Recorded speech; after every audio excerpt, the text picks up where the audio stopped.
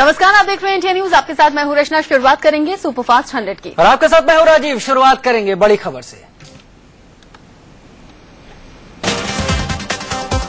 केंद्रीय गृह मंत्री राजनाथ सिंह पुणे के मालिन गांव में हालात का जायजा लेने के लिए पहुंचे। कल लैंडस्लाइड के चलते मालिन में तबाही मची थी और कई लोगों की मौत हो गई थी। पुणे के मालिन गांव में राहत बचाव के काम में बारिश की वजह से दिक्कतें आ रही हैं। कल चट्टान खिसकने के बाद तबाह हुए मालिन गांव में मलबे से अभी तक 23 शवों को निकाला गया है। हादसे के बाद मौके पर पहुंची एनडीआरएफ की टीम मलबा हटाने के काम में रात भर जुटी रही। मलबे से एक के बाद एक कई लाशें निकलती चली गई। रेस्क्यू टीम ने मलबे में दबे 18 लोगों को जिंदा भी बचाया। मलबे में अभी भी 160 लोगों के फंसे होने की आशंका जताई जा रही है, क्योंकि इतने लोग लापता हैं। दरअसल लैंडस्लाइड की चपेट में आकर 45 घर जमींदोज हो गए और सैकड़ों लोगों के मलबे में दबे होने की आशंका है। एनडीआरएफ के 280 जवान राहत और बचाव काम में लगे हुए हैं, लेकिन मलबा इतना ज्यादा है कि इसे हटाने में अभी 3 दिन और लग सकते हैं। बीच बीच में बारिश की वजह से राहत बचाव का काम भी प्रभावित हो रहा है। मालिन गांव की आबादी करीब 700-800 लोगों की है और यहां 100 से ज्यादा कच्चे पक्के मकान थे, लेकिन ये तस्वीरें बता रही हैं कि लैंडस्लाइड के चलते इन मकानों का क्या हाल हो गया। चंद घर बचे, बाकी सब मिट्टी में मिल गया। इन 2 तस्वीरों के जरिए मलिन गांव का हाल समझा जा सकता है। हादसे से पहले मलिन गांव में हरियाली थी, मकान आबाद थे, मंदिर था, चारों तरफ चहल पहल थी, लेकिन अब यहां सिर्फ मलबा ही मलबा पसरा है। सैटेलाइट के जरिए भी मालिन गांव की हैरान करने वाली तस्वीरें सामने आई हैं। लैंडस्लाइड से पहले की तस्वीरों में मालिन गांव में चारों तरफ फैले हुए घर नजर आ रहे हैं, लेकिन हादसे के बाद घरों का नामो निशान खत्म हो गया है और गांव सपाट नजर आ रहा है। पुणे के भीमाशंकर महादेव इलाके में कल तेज बारिश के बाद सुबह सुबह बड़ी सी चट्टान खिसककर मलिन गांव पर आ गिरी थी। साथ ही जमीन के धंसते चले जाने से पूरा मलिन गांव मलबे में तब्दील होता गया। प्रधानमंत्री नरेंद्र मोदी ने पुणे में हुए भूस्खलन के चलते हुई मौतों पर शोक जताया है। उन्होंने निर्देश दिया कि प्रभावित लोगों को हर संभव सहायता मुहैया करवाई जाए। उत्तराखंड में एक बार फिर कुदरत का कहर टूटा है। टिहरी जिले के घनसाली में बादल फटने से 6 लोगों की मौत हो गई। मरने वालों में 3 एक ही परिवार के बताए जा रहे हैं। मलबे में अभी कुछ और लोगों के दबे होने की आशंका जताई जा रही है। घनसाली में राहत बचाव की टीम मौके पर है और मलबा हटाने का काम जारी है। पूरी तरह से मलबा हटने के ही चलते हताहतों का आंकड़ा साफ हो पाएगा।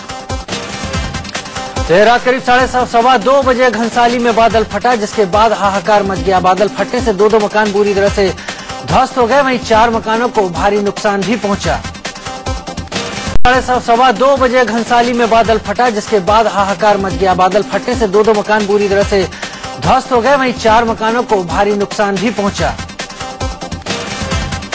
टिहरी जिले से घनसाली 90 किलोमीटर दूर है, जिसके चलते राहत बचाव की टीम को मौके पर पहुंचने में वक्त लगा। लगातार बारिश होने की वजह से रेस्क्यू ऑपरेशन में दिक्कतें भी आ रही हैं। एक शख्स को मलबे से जिंदा निकाला गया है, जिसे अस्पताल में भर्ती करवाया गया।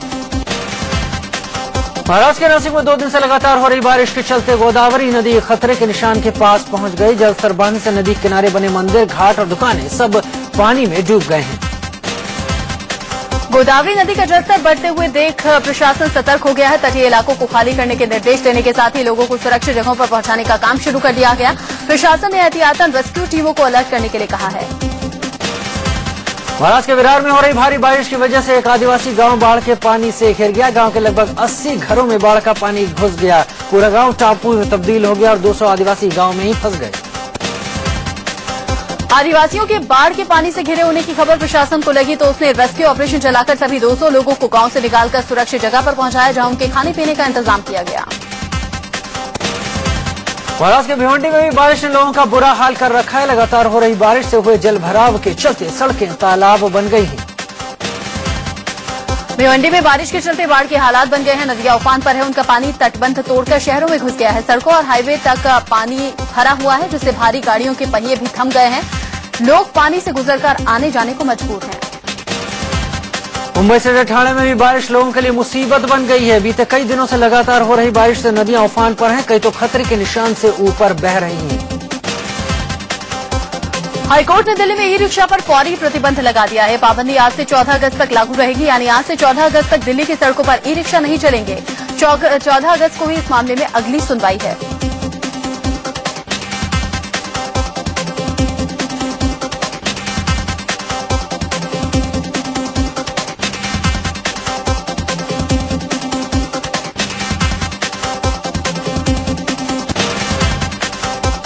जासूसी प्रकरण को लेकर राज्यसभा में आज फिर हंगामा हुआ। केंद्रीय मंत्री नितिन गडकरी के घर कथित तौर पर जासूसी होने की बात सामने आई, लेकिन सरकार उसे खारिज कर चुकी है। इससे पहले कल गडकरी की जासूसी की खबरों का खंडन करते हुए सरकार ने विपक्ष की जांच की मांग को खारिज कर दिया था। कल संसद में गृह मंत्री राजनाथ सिंह ने कहा था कि जब जासूसी हुई ही नहीं तो फिर जांच का सवाल ही नहीं उठता। जो भी खबर छपी है वो पूरी तरह से बेबुनियाद है, निराधार है, इसलिए इस पूरे मामले की जांच कराए जाने का कोई प्रश्न नहीं है। भारत दौरे पर आए अमेरिका के विदेश मंत्री जॉन कैरी ने आईआईटी दिल्ली का दौरा किया। वो आईआईटी के लैब में पहुंचे और छात्रों से कई मशीनों के बारे में जानकारियां ली। तीनों दिनों के भारत दौरे पर पहुंचे अमेरिकी विदेश मंत्री जॉन कैरी आज रक्षा मंत्री अरुण जेटली से मुलाकात करने वाले हैं। इस मुलाकात में रक्षा सौदों को लेकर बात होने वाली है। अमेरिका के विदेश मंत्री जॉन कैरी आज विदेश मंत्री सुषमा स्वराज से भी मुलाकात करने वाले हैं। दोनों प्रतिनिधिमंडल स्तर की बैठक में शरीक होंगे। विदेश मंत्रियों की इस बैठक में सुरक्षा, ऊर्जा, व्यापार, साइंस के अलावा कई दूसरे मुद्दों पर बात होगी। विदेश मंत्री सुषमा स्वराज अमेरिका के विदेश मंत्री जॉन कैरी के सामने बीजेपी नेताओं की जासूसी का मुद्दा उठा सकती हैं। साथ ही आतंकी हाफिज सईद को लेकर पाकिस्तान पर दबाव बनाने के लिए भी अमेरिका को कह सकती हैं। विदेश मंत्री सुषमा स्वराज अमेरिकी विदेश मंत्री जॉन कैरी के सम्मान में आज डिनर भी देंगी। कैरी की कल प्रधानमंत्री नरेंद्र मोदी से मुलाकात भी होनी है। सितंबर में मोदी के अमेरिका दौरे से पहले ये मुलाकात बेहद अहम मानी जा रही है। यूपीएससी की सिविल सेवा परीक्षा से सीसेट हटाने की मांग को लेकर कल हुई झड़प के बाद दिल्ली के मुखर्जी नगर और नेहरू विहार इलाके में धारा 144 लगा दी गई है। चप्पे चप्पे पर पुलिस वाले तैनात हैं। दरअसल कल मुखर्जी नगर में धरने पर बैठे यूपीएससी के परीक्षार्थियों को पुलिस ने जबरन हटाने की कोशिश की और तंबू उखाड़ दिए, जिसके बाद छात्र भड़क उठे और पथराव शुरू कर दिया। इसके जवाब में पुलिस ने लाठीचार्ज कर दिया। गुस्साए छात्रों ने बस और बाइक को आग के हवाले कर दिया। कई गाड़ियों में तोड़फोड़ भी की गई। ये छात्र मुखर्जी नगर से जुलूस के रूप में बाड़ा हिंदू राव अस्पताल जाने के लिए निकले थे, जहां अनशनकारी छात्रों को पुलिस ने जबरन भर्ती करवाया था। तभी झड़प हो गई। कल पुलिस और प्रदर्शनकारी छात्रों में हुई झड़प में 4 छात्र घायल हो गए, तो वहीं 3 पुलिस वालों को भी चोटें आई। इस मामले में पुलिस ने करीब 20 छात्रों को हिरासत में भी लिया है। सिविल सेवा की परीक्षा से सीसेट को हटाने की मांग को लेकर कल वाराणसी में बीएचयू गेट के बाहर छात्रों ने प्रदर्शन किया और प्रधानमंत्री का पुतला भी फूंका। छात्रों ने प्रारंभिक परीक्षा फिलहाल टालने की मांग भी की। इलाहाबाद में कल पुलिस ने छात्रों पर जमकर लाठियां बरसाई। पुलिस ने छात्रों को पकड़ कर पीटा। एक छात्र राज्य लोक सेवा आयोग के दफ्तर के सामने धरना प्रदर्शन कर रहे थे।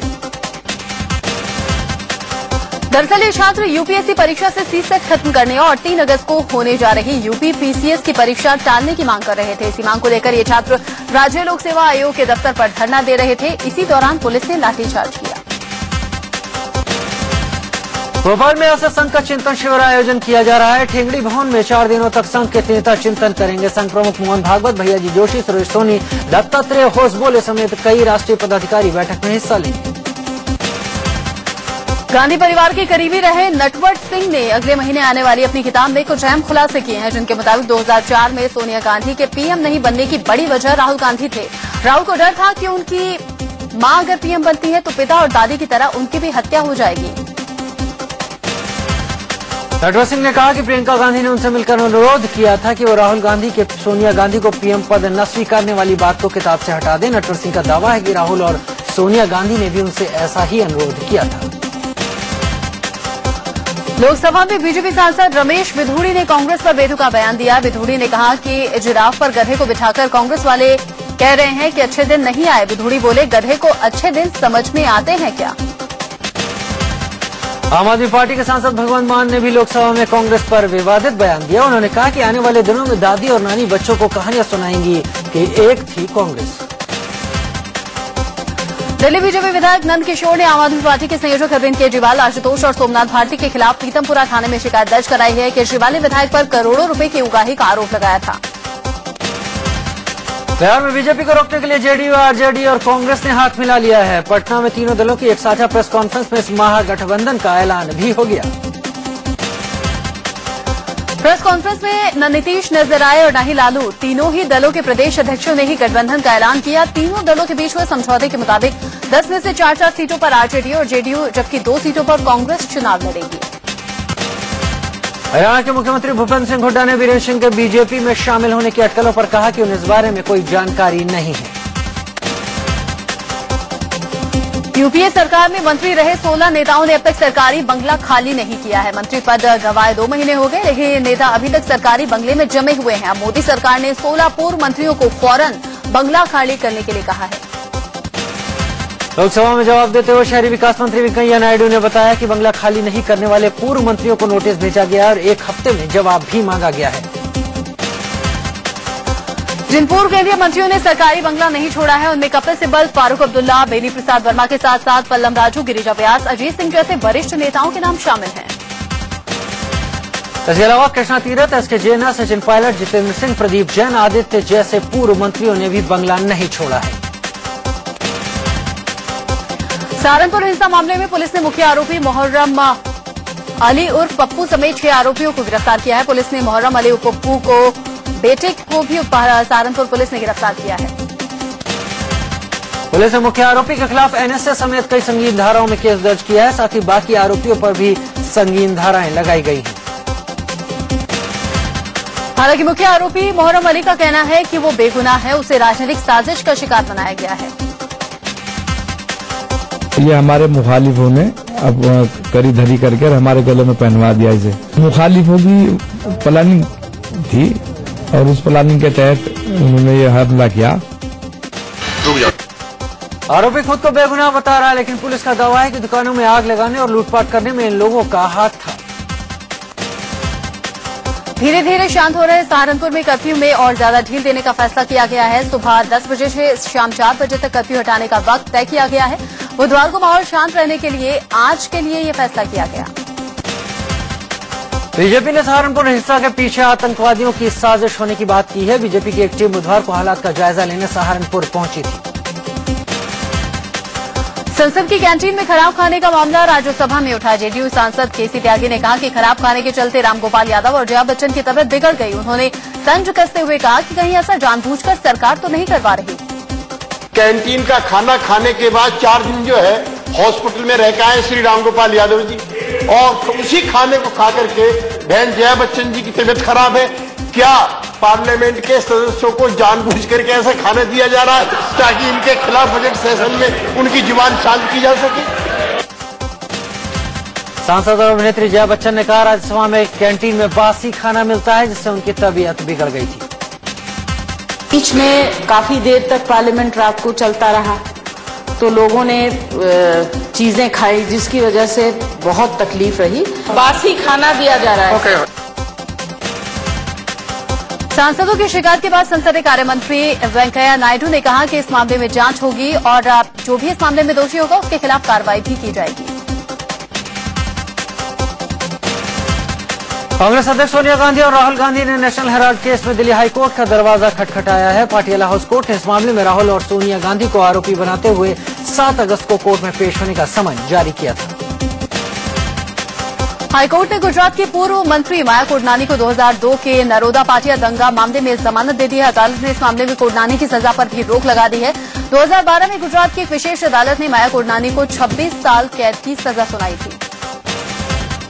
सुपरटेक बिल्डर्स को सुप्रीम कोर्ट से बड़ा झटका लगा है। कोर्ट ने नोएडा के सेक्टर 92A में बने सुपरटेक के 40 मंजिला ट्विन टावर को अवैध ठहराया है। सुनवाई के बाद सुप्रीम कोर्ट ने कहा कि सुपरटेक को 30 अगस्त से पहले खरीदारों की मूल राशि लौटानी होगी और 30 अक्टूबर तक 14% ब्याज भी लौटाना होगा। सुपरटेक के 40 मंजिला एपेक्स और सियाना टावर्स में 857 फ्लैट हैं। अरुणाचल प्रदेश विधानसभा में रूलिंग पार्टी कांग्रेस और विपक्षी पार्टी बीजेपी के बीच गर्मागर्म बहस हुई। पावर प्रोजेक्ट से जुड़े टेंडर को लेकर बीजेपी ने सरकार पर कई सवाल दागे। उसको क्यों पूछा रहा है और प्रोसेस दोबारा ने 95 करोड़ में आप करने की कोशिश करा, ये क्या मतलब? बीजेपी के तीखे सवालों का ऊर्जा मंत्री तांगा बयालिंग ने करारा जवाब दिया है। बयालिंग ने कहा कि टेंडर से जुड़े फैसले लेने और इसमें फेरबदल करने का सरकार के पास विशेष अधिकार है। काम का जो डिले हुआ है इसलिए डिले हुआ है कि आपने बोल रहा है कि काम ये तो गुना से क्यों कर रहा है, आपको पावर सेक्रेटरी का आपको खुद मालूम है। कानपुर के हाई प्रोफाइल ज्योति मर्डर केस में उसके पति पीयूष ने अपना गुनाह कबूल कर लिया है। पीयूष ने ही अपनी पत्नी की हत्या की साजिश रची थी। कानपुर पुलिस ने आरोपी ड्राइवर अवधेश को भी गिरफ्तार कर लिया है। हालांकि अवधेश कह रहा है कि उसने नहीं बल्कि उसके दो साथियों रेनू और सोनू ने पीयूष की पत्नी ज्योति का कत्ल किया था। पीछे उतर गया था और रेनू और सोनू वो पीछे मतलब सीट के पीछे बैठ गए थे और हमको पीयूष ने गाड़ी दे दी थी तो हम गाड़ी चलाने लगे तो उन लोगों ने मुंह पकड़ के पीछे घसीट लिया था। फिर उसने चाकू से चलती हुई गाड़ी में। पीयूष कहाँ था? ड्राइवर अवधेश ने यह भी कहा कि हत्या के वक्त पीयूष कार में नहीं था। उसने कहा कि पीयूष ने हमें कार दे दी थी और वो कार चला रहा था जबकि उसके दोनों साथी ज्योति पर हमला कर रहे थे। पीयूष उतर गया था। लड़की बैठी कहाँ थी? आगे वाली सीट। तुम लोग लड़की को गाड़ी के बाहर से उतार के लाए हो या अंदर ही से घसीट ली? अंदर ही के घसीट के पीछे ले आए? नहीं, गाड़ी हम चला रहे थे, पीछे दो लड़के थे जो रेनू और सोनू, उन लोगों ने पीछे घसीट लिया था। अवधेश का कहना है कि हत्या के लिए चाकू उन लोगों के तरफ से खरीदा गया था लेकिन पैसे पीयूष ने दिए थे। अवधेश के मुताबिक ज्योति के मर्डर के लिए 30,000 में सौदा हुआ था जिसमें से 10,000 उसे मिल चुके थे। तो हमने रेनू खरीदा तो पीयूष ने पैसे दिए। 2 जुलाई को पीयूष हमको फोन करी, कह रहा था कि लड़की को मार देना। 30,000 रुपए दिए थे और कहा था लड़की को मार देना, 20,000 का काम होने के बाद देंगे। आरोपी ड्राइवर अवधेश और कानपुर के आईजी आशुतोष पांडे के दावों में अंतर है। आईजी का दावा है कि पीयूष की मौजूदगी में कार में ड्राइवर अवधेश ने उसकी पत्नी पर चाकू से हमले किए थे। अवधेश ने चाकू से मारा है और ये जो पीछे बैठे थे उसी समय उसकी हत्या हो गई थी। अवधेश चाकू चला रहा है तो पीछे पीयूष ने जगह जरूर होगा। पीयूष ने भी कबूला है कि उसकी पत्नी ज्योति की हत्या अवधेश ने अपने साथियों के साथ की है। किसने मारा बताओ? अवधेश और उसके 3-4 साथी ने। अवधेश किसका ड्राइवर है? हमारे घर के बगल में पहले गाड़ी चलाता था, साल भर पहले वो छोड़ चुका था लेकिन उसका नंबर। कानपुर के आईजी आशुतोष पांडे ने बताया कि पीयूष पहले हत्या की बात से इनकार करता रहा लेकिन जब पुलिस ने रेस्टोरेंट में पत्नी को छोड़कर कुछ देर जाने के बारे में पूछा तो वो टूट गया। पहले तो ये सारी चीजें डिनाई करता रहा और हर बात डिनाई करता रहा कि नहीं हम ऐसे आदमी नहीं हैं और हम डाइन आउट के लिए हम लोग गए थे, वाइफ के साथ गए थे और वहां हम लोगों ने खाना खाया और पूरे समय हम साथ रहे। दरअसल वारदात की रात जिस रेस्टोरेंट में पीयूष अपनी पत्नी ज्योति के साथ खाना खाने के लिए गया था वहां के सीसीटीवी कैमरे में पीयूष के झूठ का पर्दाफाश हुआ। तब ये फिर टूटा है तो वो वीडियो फुटेज हमारा जो है सीसीटीवी का वो सबसे इम्पोर्टेंट इन्वेस्टिगेशन का पार्ट रहा जिसमें कि ये टूटा और इसने फिर एक्सेप्ट किया कि हाँ तब ये फिर टूटा है तो वो वीडियो फुटेज हमारा जो है सीसीटीवी का वो सबसे इम्पोर्टेंट इन्वेस्टिगेशन का पार्ट रहा जिसमें कि ये टूटा और इसने फिर एक्सेप्ट किया कि हाँ हम गए थे। दिल्ली के ज्योतिनगर इलाके से गायब हुई शालू नाम की लड़की को पुलिस ने बरेली में उसके प्रेमी के साथ हिरासत में लिया। 26 जुलाई को शालू के गायब होने के बाद संदिग्ध हालत में एक शव मिला था जिसे उसके घर वालों ने शालू का बताया था। घर वालों का दावा था कि वो शालू का शव है लेकिन पुलिस ने उसे शालू का शव मानने से इनकार कर दिया था जिसके बाद लोगों ने जमकर हंगामा किया और पुलिस पर पथराव किया। राब्ता हुई लड़की सोनीपत के एक लड़के से प्यार करती थी। घर वालों को इस प्यार पर एतराज था। इसी बात पर मां से झगड़ा कर लड़की घर से भाग गई थी। दिल्ली के कबीर नगर इलाके में रेप की सनसनीखेज वारदात सामने आई। यहां 5 बदमाशों ने घर में घुसकर लूटपाट की और घर में मौजूद महिला के साथ गैंगरेप किया। पुलिस मामले की जांच कर रही है। गाजियाबाद के विजयनगर में एक प्रॉपर्टी डीलर को रेप और ब्लैकमेलिंग के आरोप में गिरफ्तार किया गया है।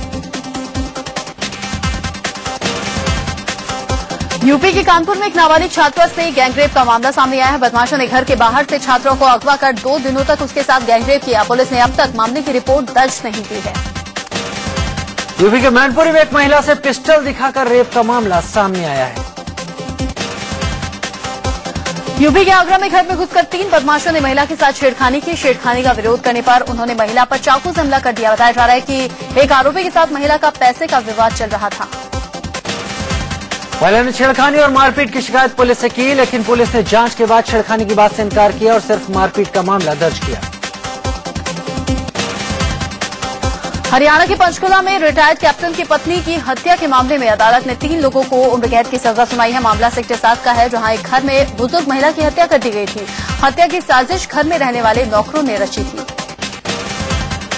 दिल्ली पुलिस के स्पेशल सेल ने 36 किलोग्राम हेरोइन जब्त की। इसकी बाजार में कीमत करीब 150 करोड़ रुपए है। उत्तराखंड के हरिद्वार में सफाई के दौरान एक हैंड ग्रेनेड मिलने से हड़कंप मच गया। बम मिलने की सूचना तुरंत बम डिस्पोजल दस्ते को दी गई। बम को वो अपने साथ ले गए। झारखंड के लातेहार में लोगों ने बम जैसा संदिग्ध विस्फोटक देखा। इसकी सूचना पुलिस को दी गई। पुलिस मौके पर पहुंची और विस्फोटक की जांच की। गुजरात के अहमदाबाद में केंद्रे को मोर का पीछा करना महंगा पड़ गया। मोर को पकड़ने के चक्कर में उसने मौत की छलांग लगा दी।